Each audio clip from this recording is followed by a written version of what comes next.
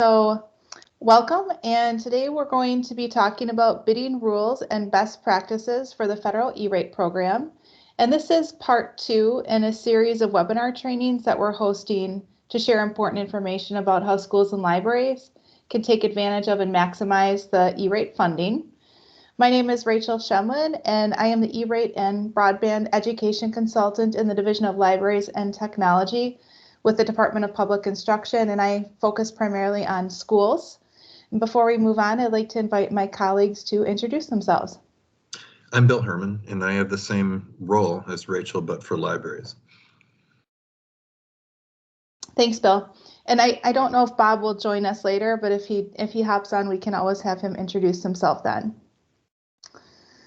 So, oops, that's not what I wanted to do. So today, oh, there's Bob. All right. Bob, would you like to introduce yourself to the group, please? Oh, you're muted. Bob, we can't catch your audio. It always helps, you know. I thought There I we needed go. bandwidth. There we go. Okay. I'm still Bob Oker. I was Bob Oker, 20 seconds ago as well. I worked for DPI for many years, as some of you who've been around the E-rate program know. Retired about 8 or 9 years ago, but I'm still working on a part-time basis, assisting Rachel and Bill on E-rate issues, broadband connectivity, BadgerNet issues, and similar items like that on a part-time basis. Thank you, Rachel. Thank you, Bob. All right, so today what we're going to do is just really focus on how E-rate bids must be written and conducted. And we're not going to go into the process of filing the request for bid or filing the Form 470. The details about how to file a Form 470 will be covered in our next webinar, which is actually on Wednesday. So to get started, and when we talk about the term bid and the Form 470 and how they relate to one another, really eligible schools and libraries can file a Form 470 and release a bid, also known as a request for proposal, for Category 1 and Category 2 services. And that bid has to be posted as part of submitting the Form 470 form. That's really what you're doing with that Form 470. And all of the information that we're going to talk about on the upcoming slides, I guess we really wanted to highlight here on this one that it's really important that and emphasize that the E-rate bidding process must be transparent, open, and fair. There are no secrets in the process or in the information you're sharing with one bidder. It has to be shared with all bidders, and so that bidders are treated the same. Bill, would you like to go on? Sure. So as far as what a bid is, it's really just a detailed description of what it is that you are asking for. What its function is, what its capacities are, how many of them you want. Obviously, you want to get whatever you get to have it be as close to what you want as possible.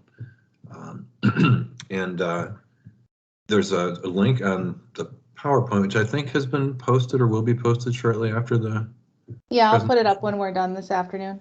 So there's a link that connects to the eligible services list. It's a draft for the coming E-rate year, and we believe it is very little different from previous years. But if you want the details on what's eligible for E-rate funding, you can click on that link when Rachel posts it and have it all officially from the FCC.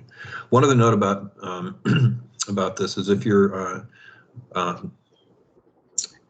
going to use BadgerNet, if you're a Teach customer and you're going to use BadgerNet, you do not have to file a Form 470 either for internet access or for your transport circuit. And this slide just gives you sort of an overview of Category 1 and Category 2 funding, what's different between them. Until 2014, there was only Category 1, and then they added Category 2 to support network expansions inside the building. But the guiding rule for Category 1 is anything that brings service to the building. So it could be ISP service or transport, also maintenance. And Category 2 is anything that brings internet to students or staff within the building. So it's all the different pieces of networking equipment, and it includes cabling and well, a number of items listed there. But basically, any piece of hardware that internet traffic has to pass through to get to users is eligible for Category 2 funding. And there are two other parts of Category 2 One is managed internal broadband services, which is when you're paying a third party to manage some part of your network. And the final one is basic maintenance, which is not maintenance of individual computer workstations, but taking care of things like router configurations and I suppose patching routers. So if you have a contract with somebody to do those things, that's also eligible under category 2. Thank you, Bill. We just really want to emphasize that you want to be specific. So when you're writing your bid or your narrative for the Form 470, you're going to describe the products and the services that you're seeking. You want to be specific because you have to accept bids for equivalent equipment, but you don't want to get stuck having to accept something that really won't work with your infrastructure. So for example, instead of asking for an 8-port switch, you can ask for a specific brand and model number or equivalent. And as long as you have the words or equivalent in there, then you're covered. But that way you're more likely to get bids for a switch that will match your network. Just a couple of sort of similar points, Rachel. As just sort of echoing what you already said. If you're not specific about what you want, you might have to accept a bid for something that is what you don't want. So you want to be as specific as possible. And in fact, that also can save you trouble because if you get bids that don't match what you asked for, you can disqualify them before even having to evaluate them. And then the or equivalent thing, when you fill out the Form 470, and we'll show you this on Wednesday, when you fill out the Form 470, it automatically puts or equivalent into your request. But we'll talk about attaching separate RFPs to a Form 470. If you have a separate document that you attach to the 470 detailing the things that you want, you also have to actually type or equivalent when you name this particular kind of piece of hardware that you want, or else it's almost like just a magic word.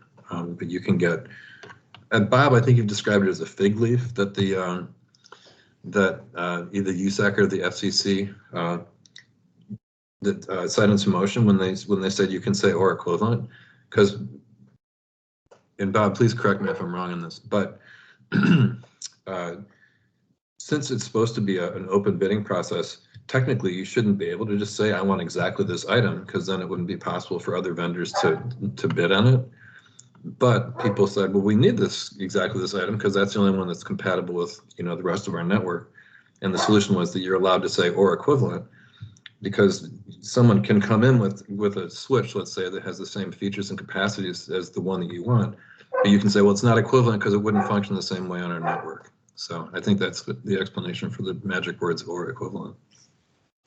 Yes, Bill, you're exactly right on that. The FCC since day one with the E-rate program have really encouraged people to have an open above board bidding process where all vendors are treated equally. But as Bill said, if you're a Juniper shop and have Juniper routers and want to replace a particular router, you probably want to stay with the same one from the same manufacturer. Well, how do you do that and have an open bidding process at the same time? So they came up with this magic phrase or equivalent to basically say, well, you can select another product from another vendor as long as it's the exact same equivalent from the workability, if you will, of that item and the compatibility of that item with your network. So it's always important, as Bill said, to include that, and that's part of the 470 process. I mean, effectively, it's like saying we want this or the equivalent. Oh, but by the way, there is no equivalent. Yes, exactly.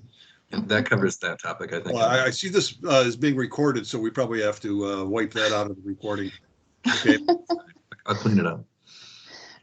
So one of the things you can do besides adding or equivalent is you can kind of start with a backwards design model where you think about what your bid evaluation criteria are. And you think about that and you establish what those are to help you write a more detailed bid. So you can include factors in your evaluation. Price, lots of factors. Price has to be the most heavily weighted, but other factors can help you determine which bid you're going to go with. And these factors could include previous experience with a vendor, references. USAC has provided a sample bid evaluation matrix, and we strongly recommend that you go with the USAC format, that you adopt that format. Some things to note about this sample matrix is in this example, the lower bidder is vendor 2. But vendor 2 did not come close to winning. Vendor 2 received 0 points for prior experience in that category because they'd never worked with the applicant. So prior experience with a vendor can be weighted almost as heavily as price, but price must be weighted the most out of all of your criteria.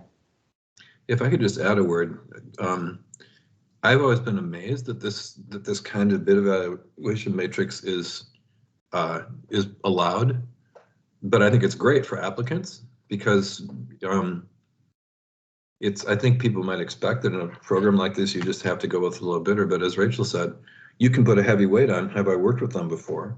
And if the answer is no, that'll make it very difficult for them to win. And it's legitimate too, because why would you not want to give preference to someone who you've had good experience with?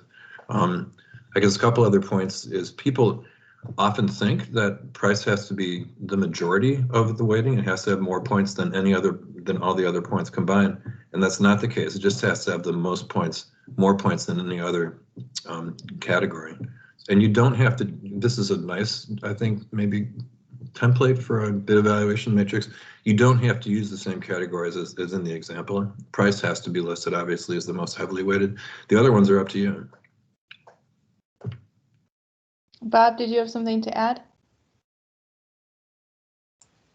No, I think that's a good explanation. I think the key is that if you get too wide of a discrepancy where price from one vendor, for example, is significantly lower than another vendor, but you go with that latter vendor, you probably open yourself up to a little bit more scrutiny from the program integrity assurance folks that review all of the applications on, wow, you selected this vendor that's fairly, has a fairly substantial price increase versus the other vendor, and why did you do that? So just kind of a word of caution there. You can't get too far apart before you open yourself up for a possible further review.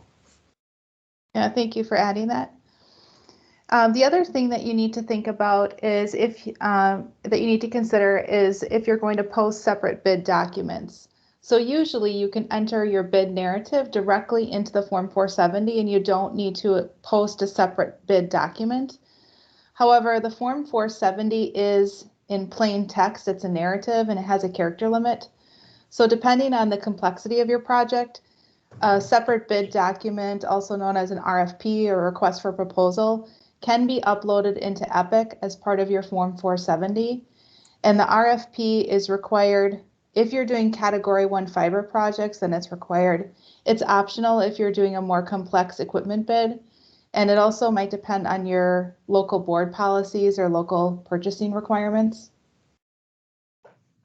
Some of the benefits of using an RFP include being able to bring important information to a bidder's attention through formatting. It provides more space for you to describe your entity's situation in detail. And then once filed, you can't edit the Form 470 narrative field, but you could upload an addenda to respond to vendor questions if you use an RFP. Just another thing to think about. A couple critical notes about using an RFP. First, you upload into Epic as part of your Form 470. You do not upload the document. You should not upload a document that contains a hyperlink to an RFP. You need to upload the actual RFP document. And then you can upload new or replacement RFPs to answer vendor questions.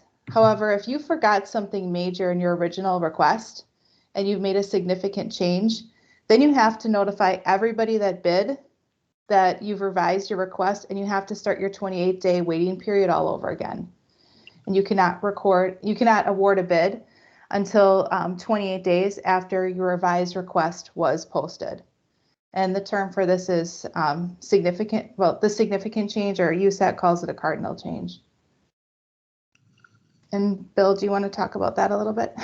Yeah, this is just a nice quote from USAC. I think until, maybe Bob, you'll correct me, but until February 18th of 2018, they hadn't actually defined what cardinal change meant. It was just like really big change. And the way they've described it here is if it's something new that wasn't included in your project, and it's something that bidders who only saw the original wouldn't be, it would have changed their bid if they'd known about it, then that's a cardinal change.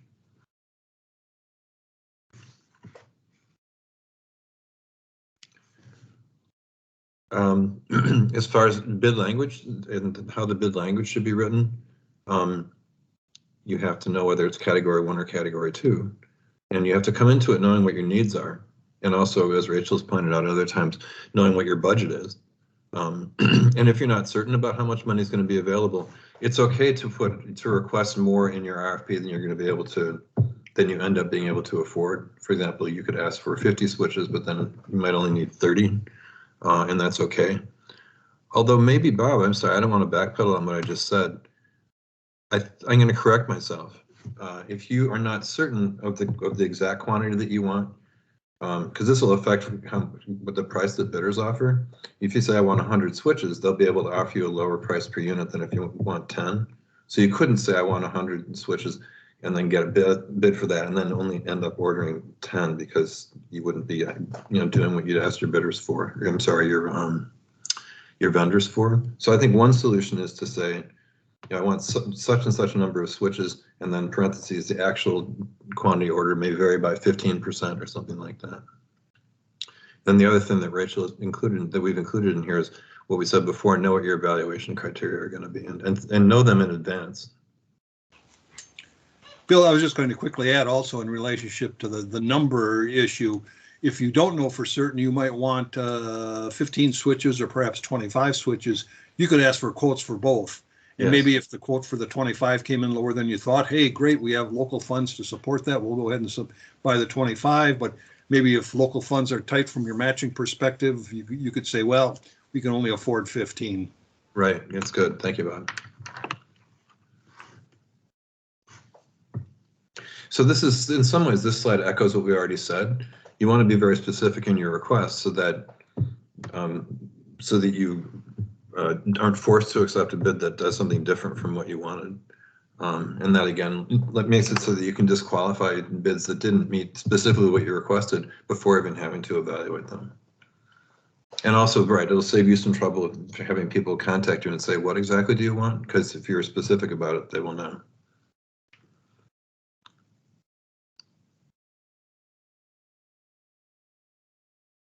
All right, so additionally, you also want to make sure that you're including any information you have about local timelines or deadlines for your procurement requirements.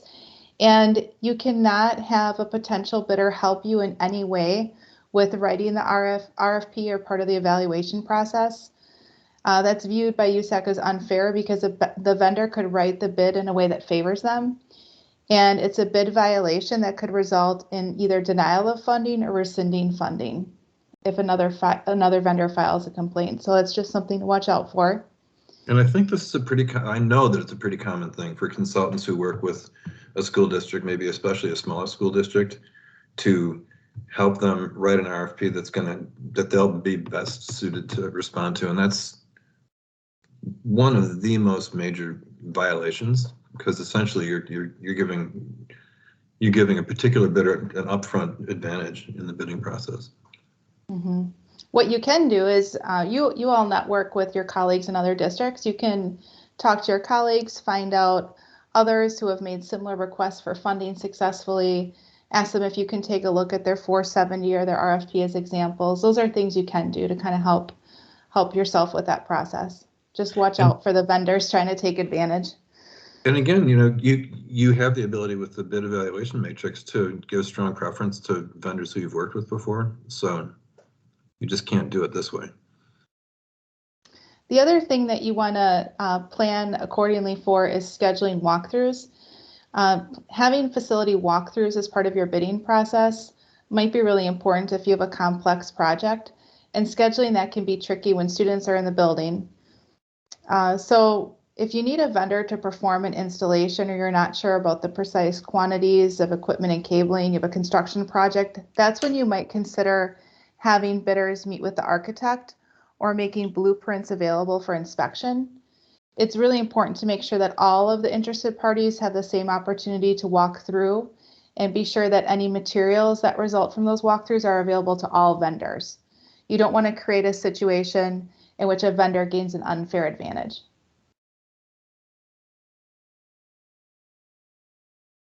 All right. So, yeah, I think we've touched on this before. You have to give bidders 28 days from the time you file your Form 470 to the time when you choose a winner. And that's a bare minimum. Certainly for some kinds of projects, you would want to give bidders more time than that so that they can give, a good response to what you've asked for. Yeah, And it's I guess about getting the best. It's about Right. getting the best match for the services and equipment at the lowest price. So you also have to consider their availability to respond. Right, it's not just an E-rate thing. It's what you would do even if you didn't have E-rate. You want to make sure to give them enough time to give the best bid they can.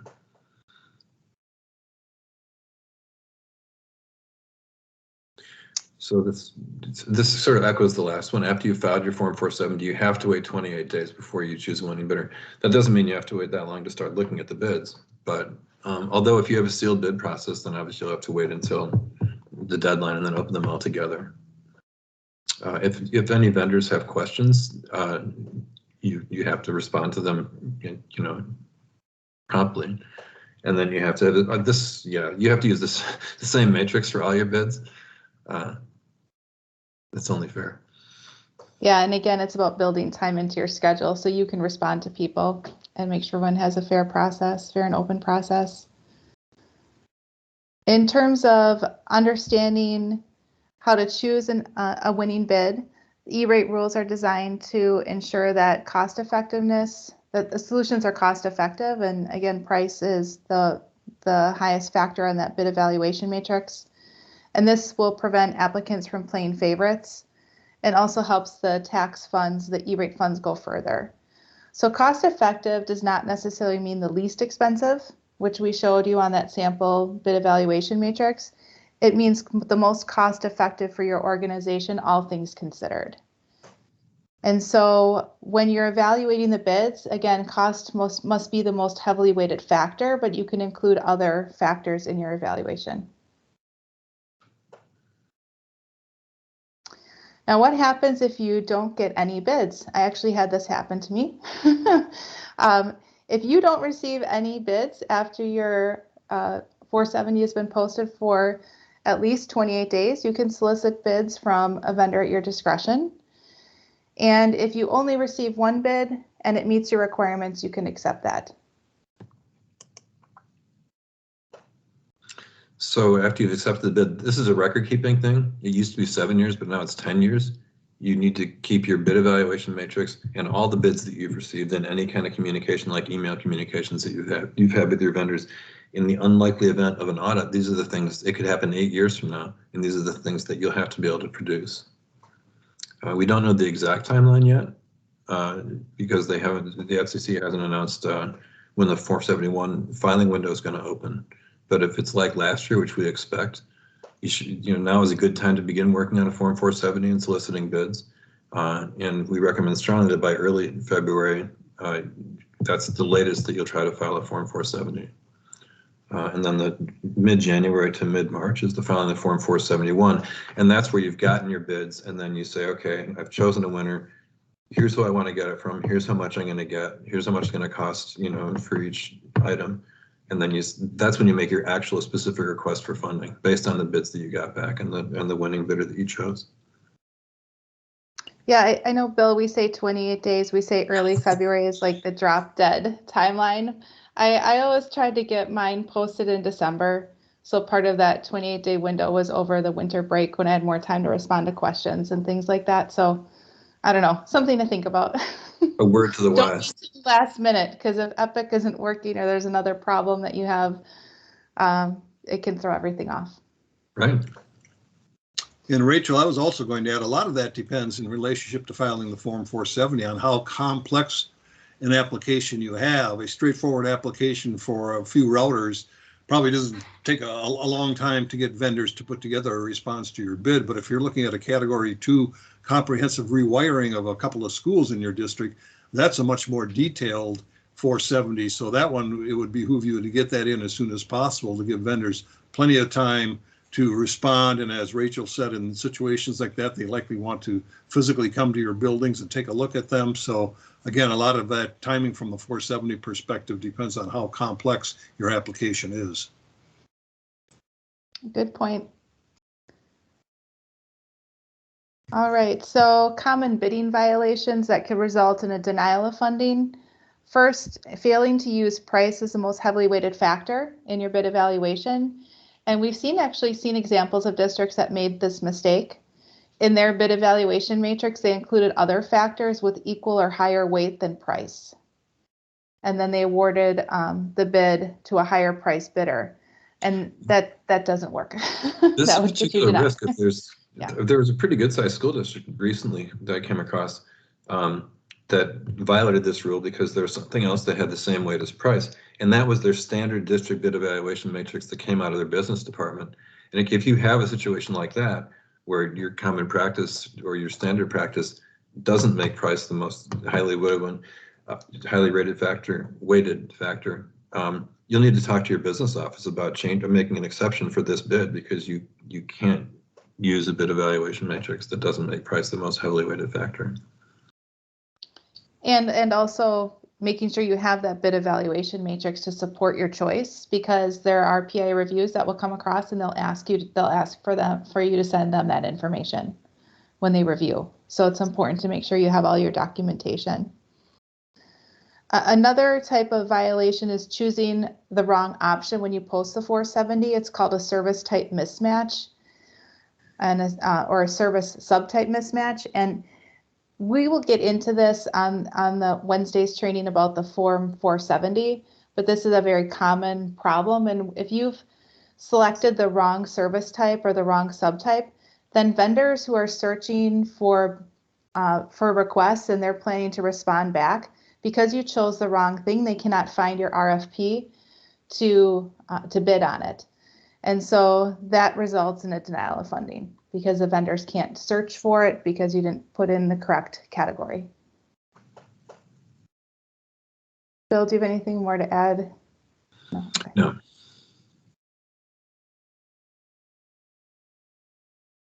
Oh, and I just talked about this, that again, this is because they can't search for the requests. So more details on Wednesday. We're having a webinar Wednesday to talk more in detail about the Form 470 and Category 2. And then in November, we have one scheduled to talk about the Form 471. And then there will be additional E-rate training from the state E-rate technology. The CETA group is hosting an E-rate training from state E-rate coordinators. And then USAC will be posting webinars. They haven't announced they haven't put any new recordings up yet or announced when their webinars are going to be for this fiscal year. So we will get that communication out when we have it. All right, and then we have our contact information. So are there any questions that we can take right now? I can also shut the recording off and then we can stay on longer. Rachel, I was just going to ask, are those CETA webinars, E-rate webinars, open to anyone? Yes, they are open to anybody. There is a charge for that. You can either do the series or individual webinars, but they're waiting for USAC to host their training first before they set the dates. So the okay. CETA webinars haven't been announced yet, but that CETA group is a group of state E-rate coordinators that plan and lead those webinars. So it's a really good series if you're looking for more E-rate information. Right. Okay, good. Thanks.